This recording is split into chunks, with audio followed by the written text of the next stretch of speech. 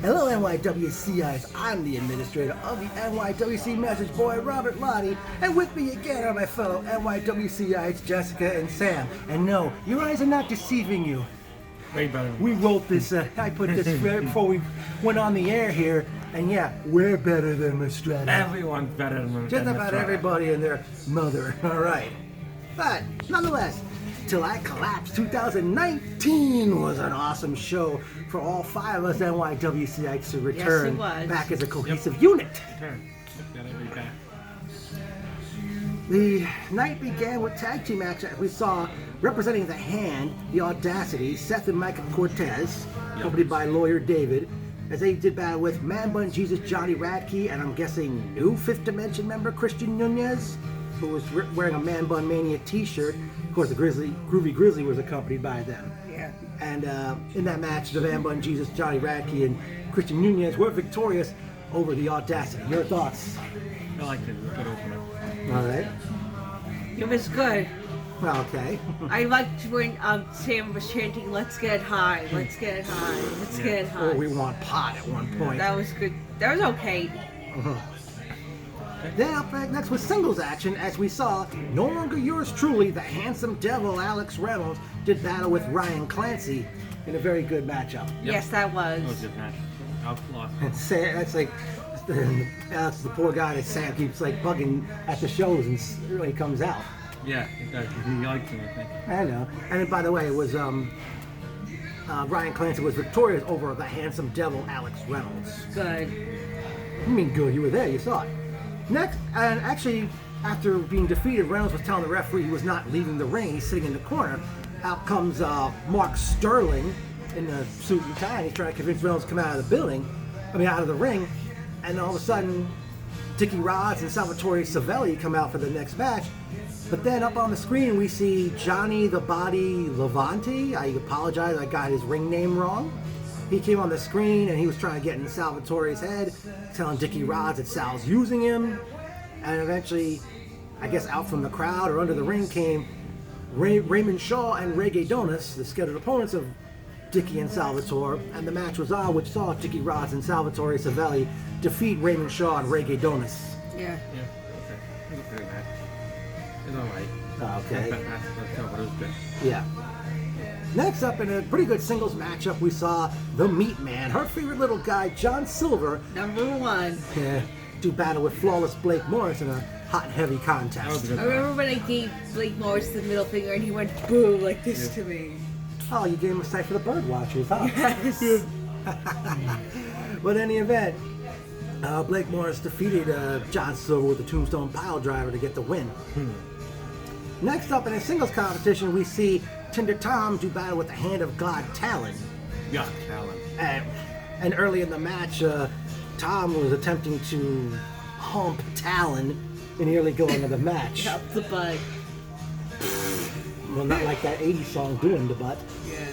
But Talon was victorious over Tinder Tom. I wonder why the Greek god Papa Don was not here for this show. Yeah. Next, Andy Miller was rough to get the next match ready, but out comes the champ, the Desolate One, Rex Laws. He hits the ring, and he says that his match, Just Incredible, is happening right now. Incredible comes out and announced that he was hurt, and that NYWC wanted to just pay him and not let him perform, but Incredible decided against it and said he'd perform, and the match was on. Rex wanted to do the Impact Players pose before the match. Incredible hit Rex from behind with a Singapore cane. Rex had thrown Incredible into a ladder and then pinned him to retain the championship. I think it was very honorable that Just Incredible to decide to perform. Well, yeah, because, I mean, obviously you couldn't, if somebody's wrestling her, it's not going to be much. Yeah. And, maybe it was, and they put that in place. And I don't know, do you two think the Incredible should come back in the future? Just Incredible? I think so. I think so, yeah. All right. Up next, it was Cuffed and Caged Match of the time. night. Match of the fucking night. Yeah, oh, that was chaotic. The tag team championship was online in a 6-man Cuffed and Cage match as we saw the Rep and Chris Bishop do battle with the New York Wrecking Crew and Ken Broadway. And eventually both members of the Wrecking Crew and the Rep were handcuffed. It was down to Broadway and Bishop. And it was just so chaotic. I mean, there was use of staple gun, a trash can lid. Someone went through a table inside the cage. Crazy, man. Really crazy. So hectic, and the New York Wrecking Crew and Ken Broadway defeated the Rep and Chris Bishop to retain the tag team And that ends championship. the New York City Wrecking Crew and New York New York Wrecking Crew. not New York Wrecking Crew. Street, I guess. I think that's over now. We're gonna beat them already twice, I think. Yeah, Yeah, clearly it's over. Because they had someone to even the odds to deal with Bishop. They went to intermission at that point. And Shane, I wish the intermissions would last a little bit longer. Don't you think, folks? Yeah. Because it seemed like Well, how long was this? What, like 10, 15 minutes? it wasn't. I don't think it was 10, 15 minutes. Like shorter than that? Maybe Who knows- 5, 10 minutes? Who knows if it was even 5 minutes? I mean, I just don't get it. Wish those intermissions would last a little longer and all. Yeah. But the show resumed, and we see, I guess, her favorite tag team, which reunited last month, Hotter Than Hell, Milk Chocolate, Yes. Randy Summers and Brandon Watts. And they said that they were going to challenge the tag team champions, whoever it is, at House of Madness October 26th. Out comes Joey Conway, who Summers referred to as his side piece. Yeah. And Conway had a partner, it was the big guy, Juba. Yeah. The match was on, which saw Milk Chocolate defeat the cause of it all, Joey Conway and Juba. Okay, that was a good match. I was glad Milk Chocolate was there. That they're reunited. Yeah. They're going to be a force to definitely be reckoned with in the Yeah, NYWC tag team division. Yeah. And we'll talk more about the tag team division as we go along here. Yeah. But the next matchup, we saw from the Fifth Dimension, Rad Brad Benson challenging Nobody's Better, Michael Estrada for the Fusion Championship. Oh, I got to do it again. And I'm sure, Michael, I'm sure you'll be watching this. Maybe. I hope so. He might. It wouldn't shock the hell out of me. Don't forget to watch my BCW review from that took place Friday. Watch that one. BCW Fight for It 3 was the name of that show, by the way. Yeah, I gave myself a cheap plug. Okay, but in this matchup, Michael Estrada defeated Rad Brad Benson to retain the Fusion Championship. You don't have to keep looking down. You can look towards there. I mean, Yeah. that was a good match. Okay. Good match. Then up next was a four-way tag team matchup, which saw The Silk Crew. his buddies, the Shook Crew, only Max Caster and Bryce Donovan were there. Bobby The Bobby Orlando at the was not. rainforest. With or without Bobby He was Jr. at the rainforest, Bobby. But with or without Bobby Jr. Yeah. And it was them, and they did battle with Jay Red and Irish, Team Talent, Jack Gallo and Jason Carrion, and the Man of Steel, Mike Verna, and his favorite, Coda. Yeah, Coda.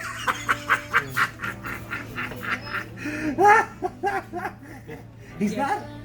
Why Sam? don't you just look at me when he takes your I do, Yeah, I do, that's what I told him every I have been time. doing that. And I've look at been other doing good, or like if she's not on the show, look at other good-looking ladies in the No, crowd. only Jessica. Only Jessica. But what if Jessica's not there? Are you sure? No, only Jessica. I love you. Love you. Yeah. Love you. And I'm not there. Think of me naked. Okay. Love you. Oh man. But yeah, it was You're sleeping. it was I was a looking at four-way. you though, because you were sleeping. Yeah. It was again. Team Talent was victorious over the Shook Crew, Jay Red and Irish, and Mike Verna and Coda. By the way, I don't know. You think we have too many tag teams that appears? A little bit, yeah. You think or you think it's just jam packed? Maybe I don't want to get everybody on the card. I mean, look at we had Look at we had. Let's see, 1, 2. A total of 6. No, wait. 1, 2, 3, 4, 5, 6. We had a total of 8 tag teams on this You show. don't want to get everybody on the card, I think. That's probably. It's just, I mean, we know Shane does that all the time, Yeah. and we'll get to that in the end. Next up, out comes K-Sin and Forge, and K-Sin trying to undo the 7 deadly sins. He said last month was glutton or gluttony, this month was be envy. And out came Corinne Mink, who was a constant challenger for the Starlet Championship. And the match was on, and K-Sin defeated Corinne Mink. Yeah. That was a good match. I like intergender matches. Yeah, they're very rare, it seems. Next up, we had a battle of big men as representing the hand James Ramison with David, the lawyer, and he did battle with the Fifth Dimension's C.J. Benson. The match was on, and eventually Man Bun Jesus Johnny Radke comes out, and eventually the Audacity Cortez brothers, they hit the ring, and eventually it was declared no contest between CJ and James Ramison. They're not known as the Hand anymore? Who? The Cortez brothers were the... They're the Audacity. Oh, they're not known as the Hand anymore? That's the group name. Yeah, Oh, that's the faction name. Audacity, Ramison, Mistrana, and David collectively known as the Hand. And Fifth Dimension is Racky, the Bensons, I guess Christian Nunez is a new member, and of course the Groovy Grizzly. Yeah, I wonder who the Groovy Grizzly is. See, I'd say at one point you think it might be Tinder Tom. At one time, but I don't know if it is him or not. Maybe it could be somebody else. Okay, next up, it was time Rick Cataldo and Tina San Antonio come out for Tina San Antonio's open challenge for the Starlet Championship, and it was answered by none other than the returning, Willow. longest reigning NYWC Starlet Champion ever, Willow Nightengale, to a huge pop from the crowd. Yeah. And unfortunately, the match was on, and Nightingale defeated San Antonio by count out. I don't know why do I have to stop. Did she win the title? No, To the count the out. count outs don't change. Titles don't change on count out, so Tina San Antonio is still the Starlet Champion. Yeah, I don't know why Steve just go after. This is one after. I don't know. Well, I don't know. They don't have too many women. That's the problem. But at least it's great that Willow's back. And Willow, I'm glad you still came out to the Go-Go's We Got the Beat. Yes. Love Rock that. on, Willow. Yeah, she knows how to do that. Yeah. Then it was main event time as we saw Willie Wise and Jaden Vallow join forces to do battle with Bull James and Corey Cooper in quite a matchup where it seemed like Vallow and Cooper were on the floor. It seemed like Vallow or Cooper was hurt, but then Bull schoolboyed Wise to get the victory for him and Corey. And after the match, Corey and Bull double teamed Wise, and Bull kicked Wise not once, not twice, but like 3 times after the match in the groin. And as a result, Bull eventually issued a challenge to face Willie one-on-one. He asked him, you name the time and the place. But eventually uh, Shane came out to stop the carnage, and Bull was on the mic saying, I'm crossing the line, and eventually Bull and Corey left the ring, and Bull and Corey again got the victory. Yeah.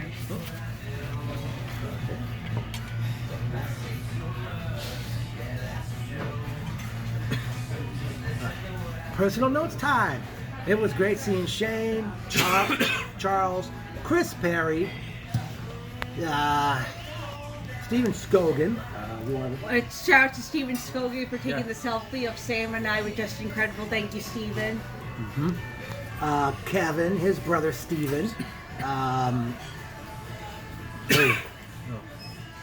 Who else I remember seeing at this event? Oh, Jason Roberts. Short-haired guy with the glasses that was outside before we went in. Oh, Jason. Yeah. Who else do I remember seeing here?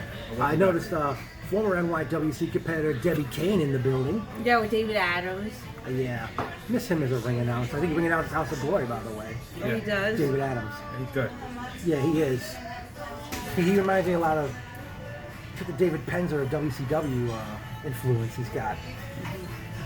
Well, it was one memorable quote of the night. You got a license to work that thing? Chris Perry, when he knows me with my megaphone as the second half of the show was about to get underway. Oh, forgot. Nice seeing Andy Miller. Forgot about him. Even though you love Ryan Peterson. Well, Peterson's better. Come on, right? Well, look, you tell NYWC to hire Ryan and get rid of Andy. Is that what you want? He's good. I like. Yeah, Ryan is good, but unlike you, I got to meet him before he got in the business. As did these 2 ladies. Well, I knew him growing up with my sister. Like I said, you met him way before he got in the business. One thing I do want to point out, because before the crowd was let in, Charles, who normally works the door, he came outside to inform me that front row was sold out. Now, at the risk of sounding rude, you know, Willie Wise, I kind of wish you could sell us tickets ahead of time. Yeah, I know, come on, we're good fans. Give us some tickets too in advance. yeah, Willie, I don't know where you were 15 years ago when I first started going to the shows, or where you were 13 years ago when she started going to the shows. I mean, it's one thing to help make the money and sell the tickets and for your friends and family, but we know they're not there every show because you're not wrestling on every show, Willie. And you know, we could say we're putting people down, but again, at the risk of sounding rude, maybe we'd be better off doing that and getting them from you, Willie. If you ever watch this. Just have it, baby. Yeah. Oh, another thing I should point out before I forget. I have some like t-shirt ideas for, I don't know if anybody really at NYWC want to sell t-shirts or pass them on to ProWrestlingTees.com. I really wish I could get that NYWC Get Through Your Skull shirt, but sadly I don't have credit card or PayPal to order it, and they don't take checks or money orders in the mail, unfortunately. Who? ProWrestlingTees.com. Oh, okay. Pro Wrestling Shop, whatever they call that website. All right. Yeah, maybe I'll put those t-shirt ideas on the message board. I don't know. People don't really care to read that anymore.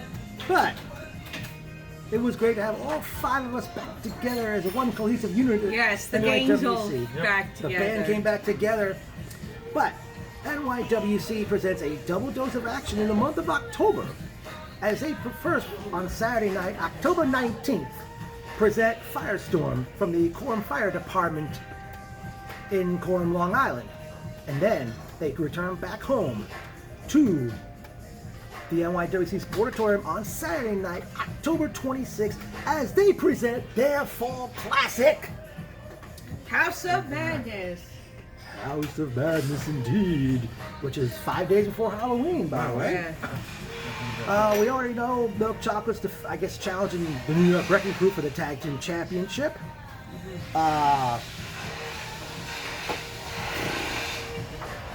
I would like to see, oh man. I would like to see, oh man, okay, you know what, you figure out what match you would like to see maybe next show based on what we saw tonight. Oh, wow, Rick Law versus Bam Sullivan.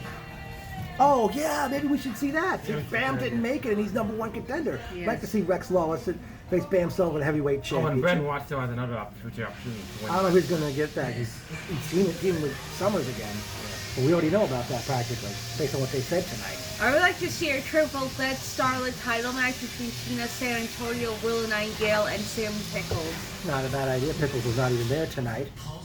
I'd like to see Bull James one-on-one with Jaden Vallow.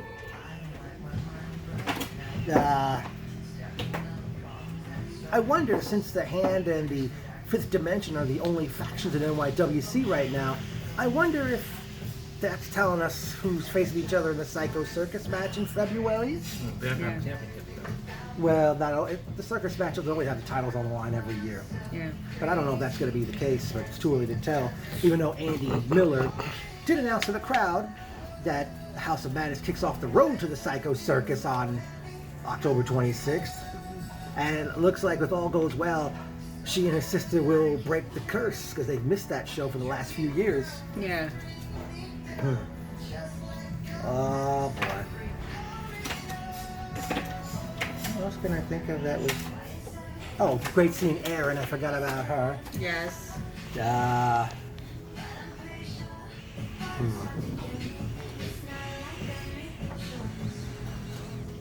Well, I'm glad that Team Talent got to come back, and hopefully they'll be around for the long haul.